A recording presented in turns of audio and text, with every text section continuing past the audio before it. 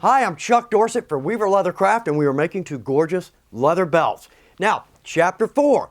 We've got our patterns done in Chapter 3 for our decorations, so now we're going to add our decorations. Remember always, too, anything I use in this video, look to weaverleathercraft.com and you will find these products and more.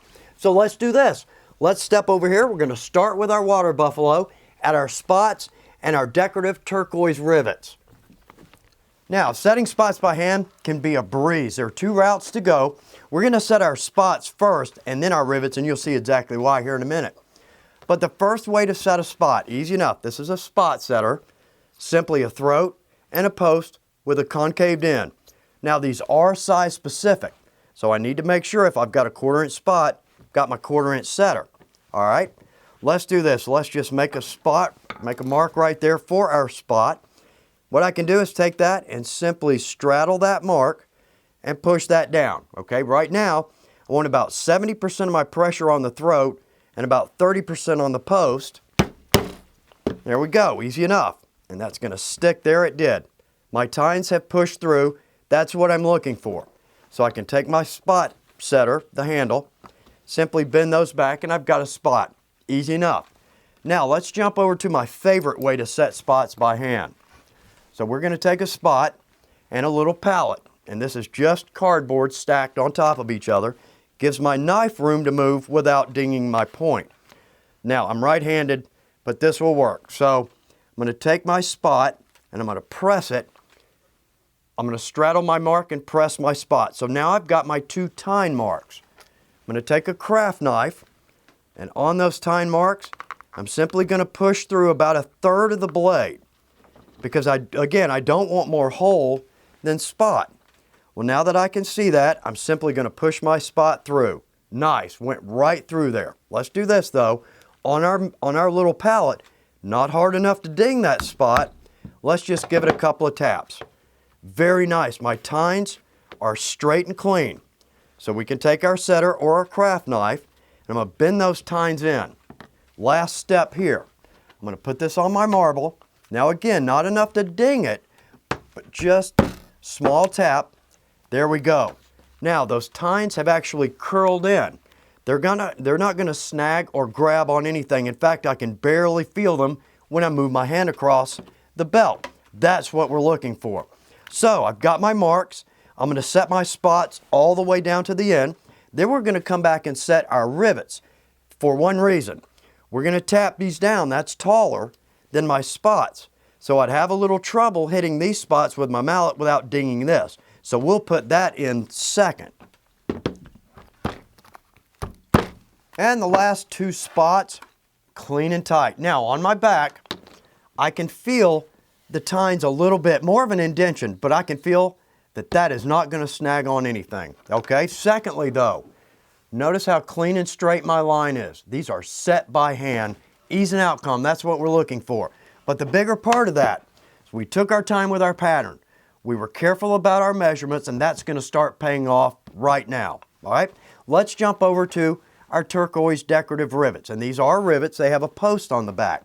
So let's do this. Let's practice on a scrap to start with. So I've got a rivet hole, going to push that through and grab a cap. Now I can feel that cap snap down on. So that's not going to fall out and roll around on my table. That's very frustrating. But also too, now I don't want to set this from the top because I'm going to crush this. So we can take a piece of veg tan. Now really any leather will work, but because I can wet a veg tan, I can set one of these rivets in there, set it, and then let this dry, and I have an anvil. But the cool thing about an anvil, first off, it's going to cushion the cap. But notice those guys want to roll around. That's going to be very frustrating when I try to set that. So the second thing my anvil here is going to do is going to hold that rivet right there. I'm going to get a good clean straight set every time. All right. So let's go to our practice piece. I can feel it sit down in my anvil. I'm going to take my rivet setter. Two good shots from the back. I can feel that now. It's good and tight. That's not going anywhere and looks great. Okay. So let's jump over to our belt. Now with this, we've already got our holes marked. So now I'm simply going to set my other 4 rivets, and this belt is ready for assembly.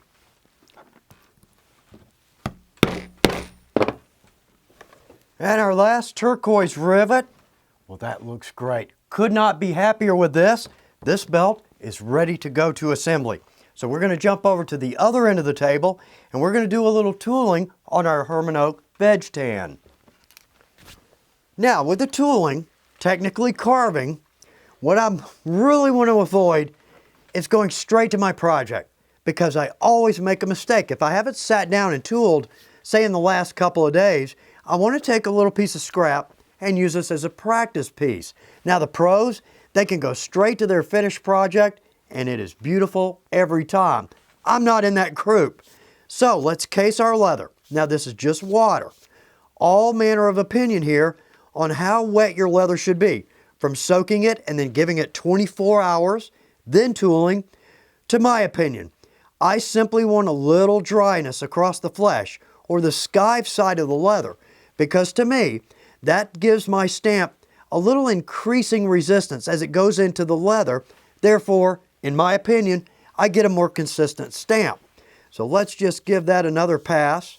Now, notice how that water is just starting to wick in a little bit slowly. Let's give this 5 minutes and then we'll practice. Now, that gives us a little time. Nice chestnut color, very consistent across there. A little dry down here, but it really doesn't matter. This is just a practice piece. So with my swivel, I'm going to drop that in and make a very clean cut. I want my swivel as straight up and down as I can get it.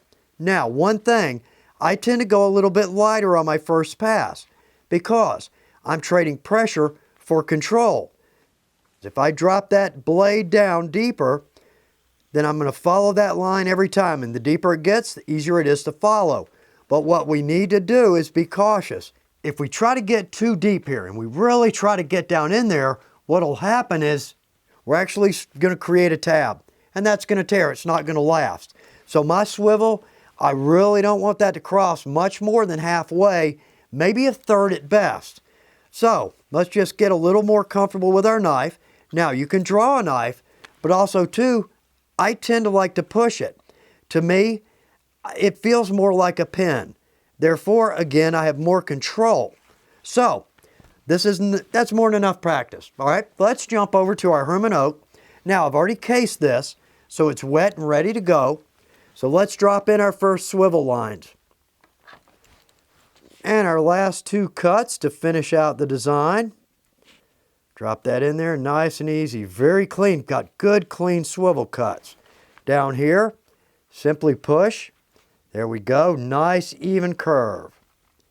Now I'm going to square off my corners with the end of my knife, give that a nice crisp corner. There we go. Now, we're going to switch sides because I'm right-handed. My tools I will hold in my left hand. So let's jump over here and we're going to bevel and add our background. Now, for our bevel, we're going to use a smooth bevel. We're going to drop in a texture behind that. Now, I think if I ask any expert, they would agree. Depth and complexity is not what we're looking for. Cleanliness, that's what we want. Now, with this design, we're going to push the design into the leather. So I'm going to use a smooth bevel. Now, on our bevel, we have a heel and a toe, just like our shoe. So I'm going to put the longer end, the heel, right down in my swivel cut. Now, I can feel the outside edge of that cut, but I don't want to put too much pressure on that. I'm just going to barely hold this tool, but I'm going to use my pinky to give it some stability. Now with me, I tend to make very light strikes with my mallet and then make multiple passes because again, I'm trading pressure for control. So let's start right here in our corner. And my third pass along, that looks nice. Now, let's flip our belt around. I'm going to take my bevel and just with hand pressure, I'm going to smooth out those tool marks. There we go. Very clean bevel, but also too, notice my edge. Look at the consistent depth across that. Just what we're looking for. All right, so I'm going to bevel the other 3 sides of this design, do the other 4, then we're going to add in our backgrounder. And my last edge. Well, that looks great. You know what? That looks so good. We could go straight to die from where we are. No tool marks, clean and consistent. Again, simple, but gorgeous. All right, Let's add in a background though. This is going to give us a different texture, make that really stand out for us. We're going to use a backgrounder that is one of my favorites. It's an abstract design, therefore it's hard to overstamp. Now right here we've got the pear-shaped again. Pointed in is the toe, rounded is the heel. This is a great tool and this fits in all kinds of places. Now we've got a larger one here for covering larger areas. But the great thing about that, it's got a flat edge. Now I could go straight to my bevel there, but that's not a great idea. What I want to do is use my pear shape, point away from me, because I'm going to drop that right down in that corner. Now I can feel my edge, but I don't want to put a lot of pressure on that edge. So there we go. That's what we've got thus far. Okay. Now I'm going to back up. Let's drop a weight up there. And again, a weight. This is just a foot off of some type of display, but nice rounded edges. I don't worry about that damaging my leather. All right. So let's come back. Now, as I move across now, I'm going to turn this tool back and forth so I don't develop a pattern there. I want this to be very consistent across the face. Now let's jump over here. What I can do now that I've got some depth in there is drop that in. Well, there we go. Okay, got a little bit of a pattern there. I'll take care of that. But I'm going to background this panel. We'll take a peek, then we'll go to the rest. From there, we're ready to dye. And my last few strikes to make that as even as I can across there. Well, that looks great. There we go. There we are. Clean and tight. All right, clean lines, consistent, no patterns visible. Now I'm going to do the other 4 panels, and we are close to assembly. And fine-tune that. Well, that looks great. No discernible pattern. That's what we're looking for. Also, you notice I leave my sponge on my table. That's to remind me to add water. You'll notice at some point you're thinking, you know, my stamp's not getting the depth that it was a minute ago. Add some water, give it 5 minutes, and you'll be right back where you were. Now, we're going to step up to chapter 5, where we're going to add some dye, antique, and top coat, and this belt is going to pop.